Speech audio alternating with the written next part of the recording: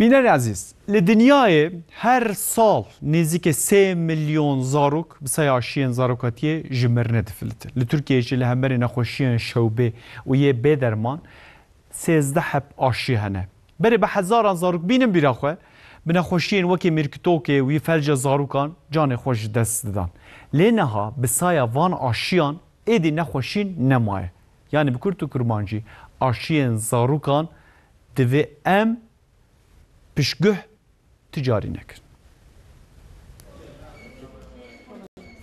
Aşî yek ji îcadên herî girîng yên tibêne. Ewlî bi hezaran zarok ji ber nexweşiyên wekî mirkutok û felca zarokan jana xwe ji dest didan. Lê êdî bi xêra aşiyan em nexweşî nemane.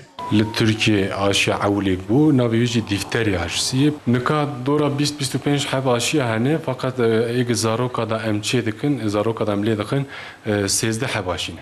Li Tirkiye niha li hemberê 13 nexweşiyan aşiyên rûtîn tên kirin. Em nexweşî jî difterî, tetanos, kuxkê, felca zarokan, hepatit B, hepatit A, influenzaya tip B, werem, sorik, qebaqulax, mirkutok, sorikok û zatûre ne. Önema aşiye pir zafê pir zêde ye.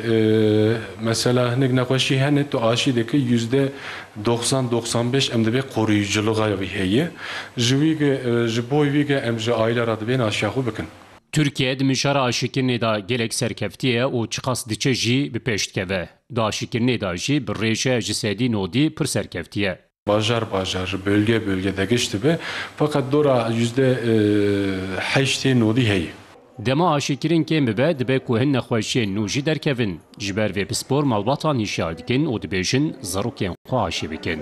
Tüm dibên nexweşê tên cem em ji wana re jî dibên em aileyekî me re jî dibên bira aşiyê xwe kêm nekin aşî gi wexta nebû mesela li Tirkiye aniha çocuk felcî em dibe polio dibe tuney.